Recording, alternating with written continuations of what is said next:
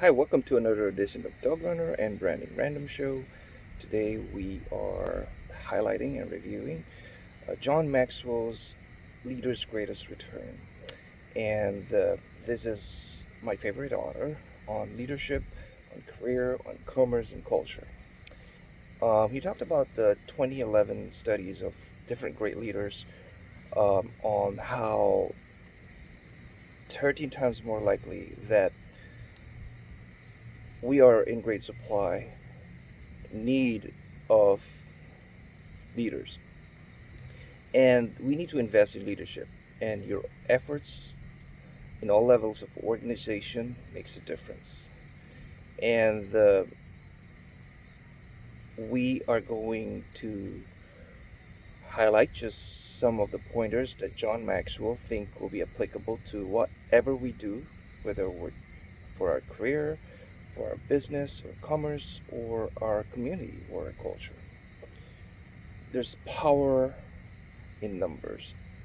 And so he talked about, he quoted Peter Drucker, who is an executive writer, mentors to many business leaders, to have develop more leaders in our businesses and to keep an eye on everything, and especially if there's a bright idea floating around, because bright idea will not make you rich or make your organization successful.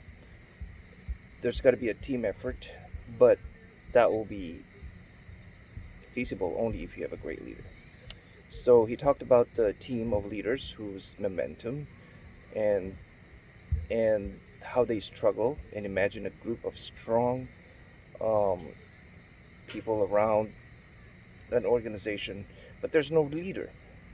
So how you develop sort of leaders within an organization, and that's what he talks about. And let's say you need a new player for your high school basketball team. How would you develop a team? So if you already have, if you know a point guard, and let's say you already have a point guard, my son is a point guard, would you get another point guard, or would you rather have somebody who has that strength and capability, or look at the weaknesses of that talented player? So the point is, you look at the potential of a person, leaders, to have that vision for your organization, and this will accomplish your goals. So can you name a people who will be in that area of being potential? You don't want to get squirrels who's if what you need is a horse. I think that's one of the points he has. And let me pause for a little bit because my dog is. Okay, we're back. So a leadership talent is not all you need. It's not enough. You have to choose on your desire to lead, and should be prepared to lead and work hard on it, and to face challenges and defeat. And they should be passionate and good natured.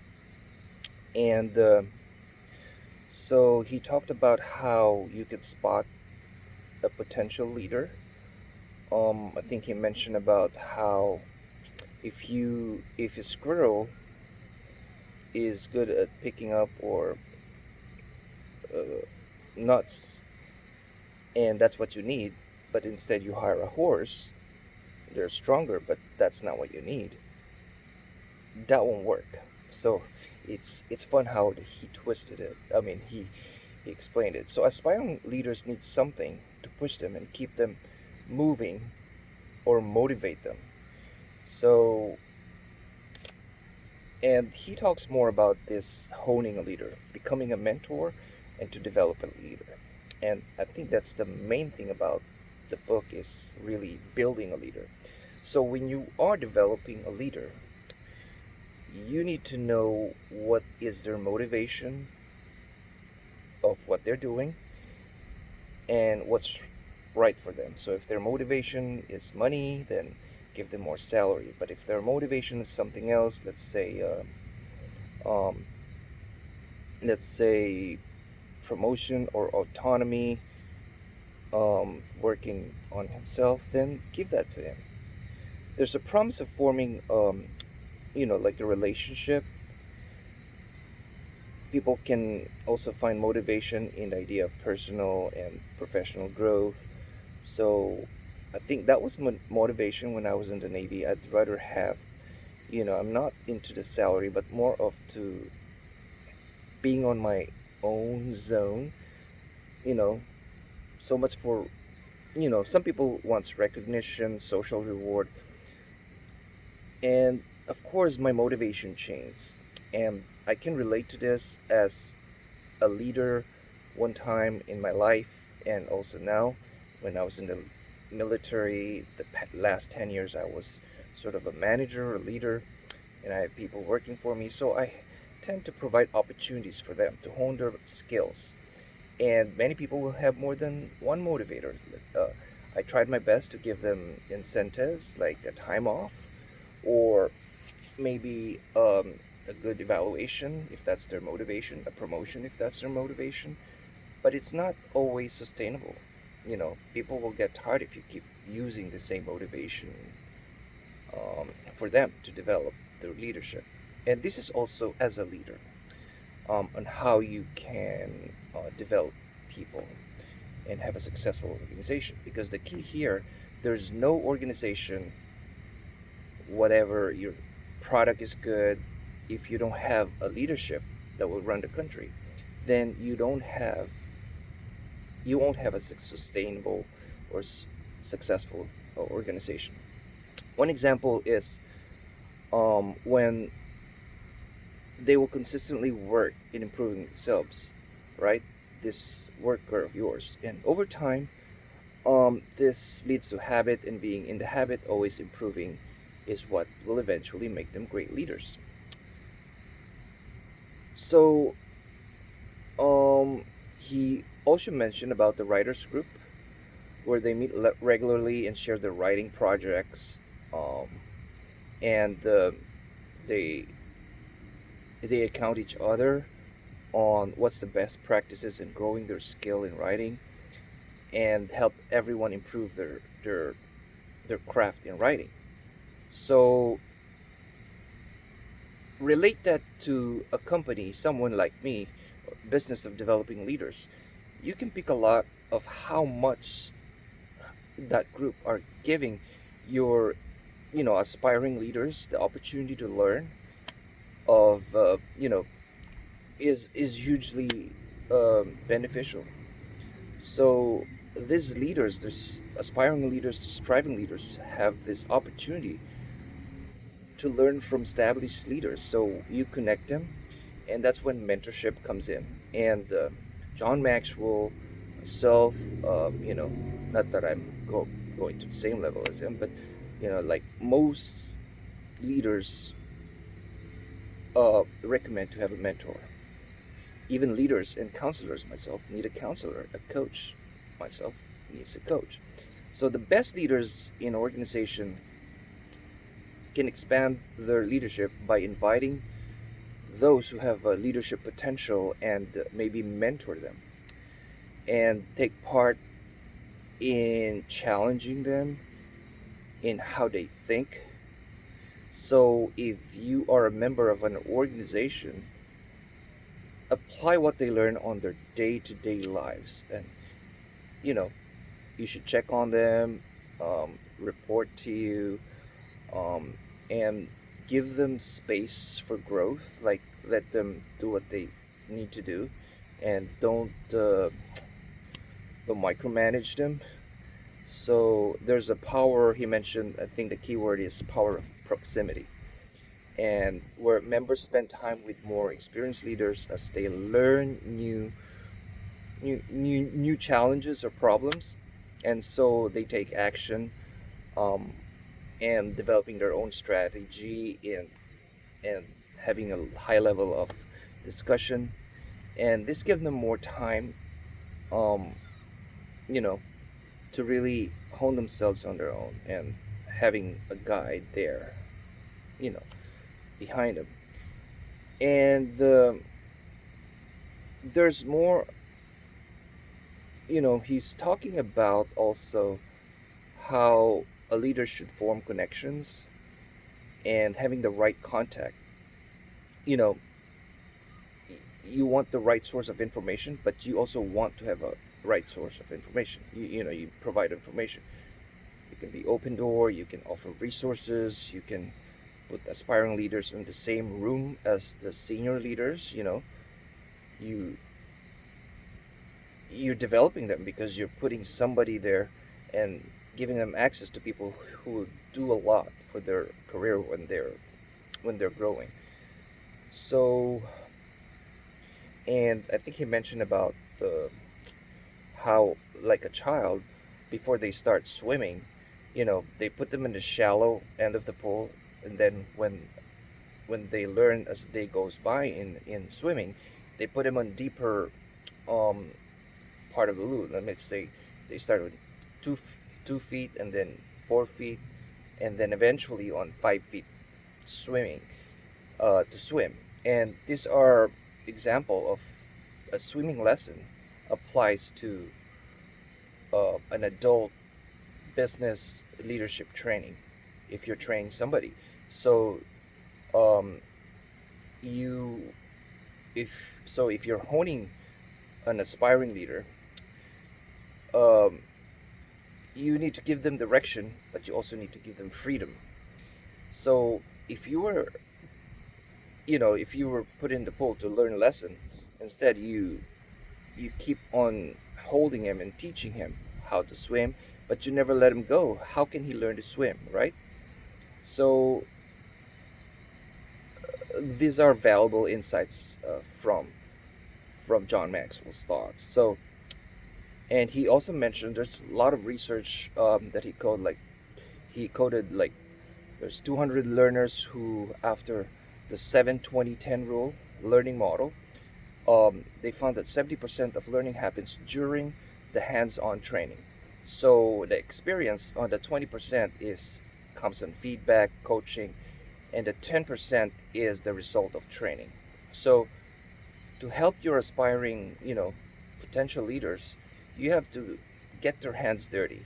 You just don't have to send them email, talk to them, train them. You have to give them, have them tested, throw them in the lion's den like Daniel, and have them, have the stress and train them. So each goal should be your goal is to stretch them out and should be within each, it should be reachable. When I say throw them in the lion's den, not necessarily because sometimes that's impossible to survive a lion unless you have that strong faith like Daniel. um this means that the goals should be attainable, like measurable. If you give them some homework or duty, that means it should be attainable. At least is to give them a lasting goal that need to be clearly stated in writing. And also you have to challenge them, not just with realistic clear goals. You want to help them reach their potential, um, in removing some of the barriers that you think may have. Maybe he has some family issues, so maybe you should give him a break. Maybe you should watch them, watch them if there's any problem. If they're stressed out, maybe they're missing something, maybe they're missing some tools. So make it possible to maximize their potentials as you train leaders. So the most of the keys of the book is really to train leaders, which is the key in having successful. You just don't want to have employees. You want to make them leaders, to you know good leaders, to be successful. And this doesn't happen overnight. There's a process and effort of leadership development. You have to um, train new leaders, and never allow them to do whatever you were taught how to become a leader. You should. That's why we have training symposium, and I've attended many John Maxwell leadership, and read his book. So a leader is constantly learning. They Um, Leaders are thoroughbred. They are allowed to run a race and creating supportive uh, ideas to build their not just the career but other people, and build the potentials of other leaders.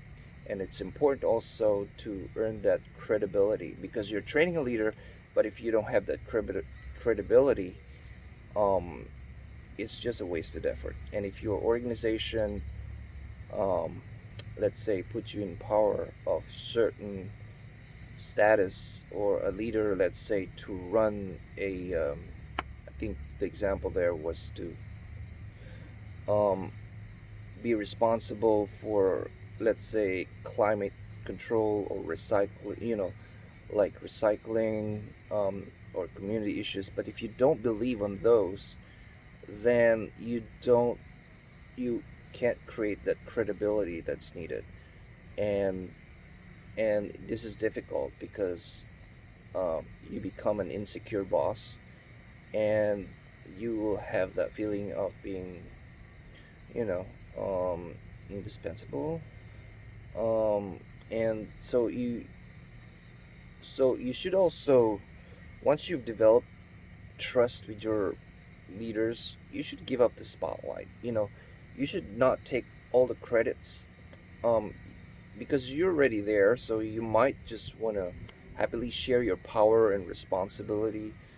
um, you also need to create an environment where leaders can make an impact, not just you but your leaders, and discourage people from giving um, initiatives or ideas. And make sure you encourage collaboration among your departments, and you hold them accountable on things that they do. So if you already practicing this, you're probably a great leader. You've already built an environment where new leaders can do, you know, their best work because you gave them trust. And and you can't change things for the better,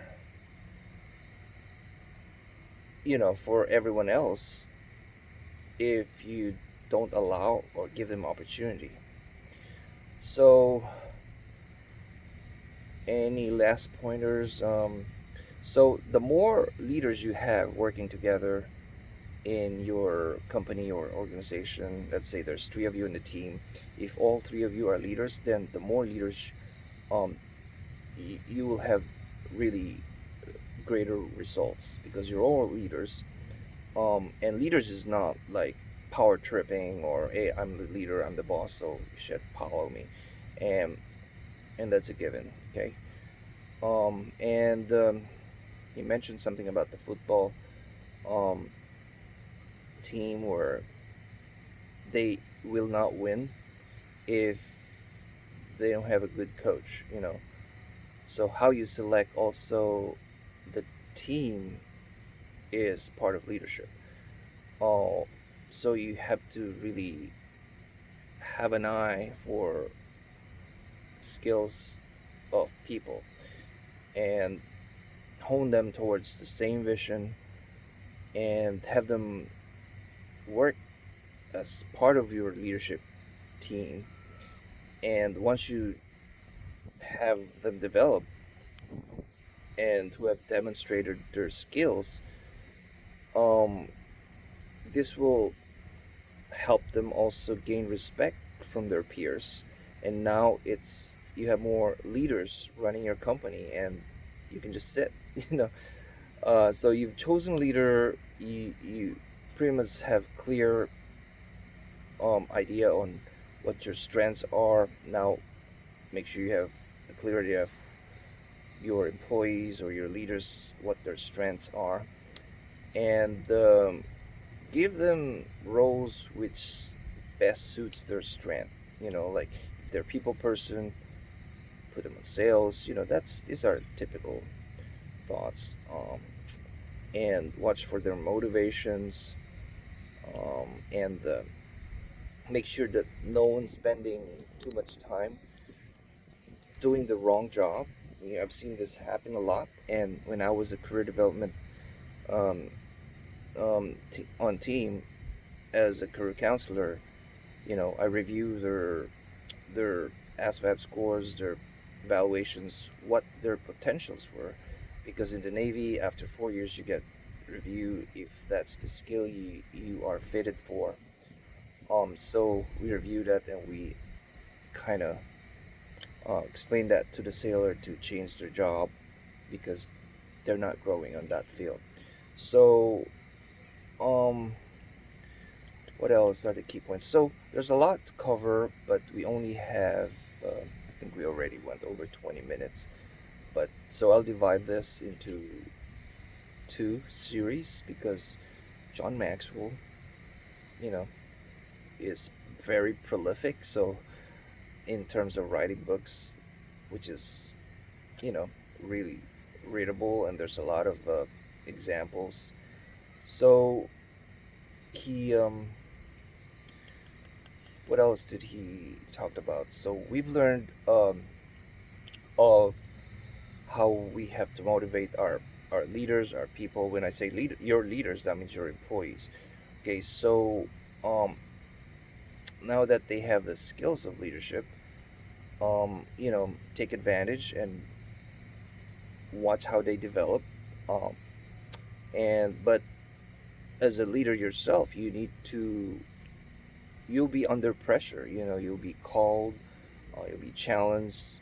They will, if they don't like you and jealous of you, they will smear you. So have this thing also, watch out for yourself, and not just watch out for others, but you know, as they say, you have to love yourself before you love others, right? So, so the way to work all on your limitations. Everyone has a limitation. So when you are developing your organization or your business to become profitable and stronger, you need to really have a thought of who's gonna take over. When I reach that point, so you're actually building mentoring someone to be your, who will carry on your legacy. And that's important as a leader. This means your organization can get more things done, not just quicker, but there's a backup just in case you retire or you were forced out. You want to continue that stance, and um, there's so much example in the book, but we only have 20 minutes, so I think it's over 20 minutes, 22 minutes now. So be so until next time, and just thought of reviewing some of the books on career, commerce, and culture to bring your brand to life and now upgrade your brand to the next level in this new normal. And so stay tuned for next books or some blogs or some articles that I can review for you and put in some of my thoughts there in order to upgrade your brand to the next level. So until next time, have a great run. Blinky, come here. Look at Blinky. She's taking a nap. It's a beautiful day here on Bikini Beach.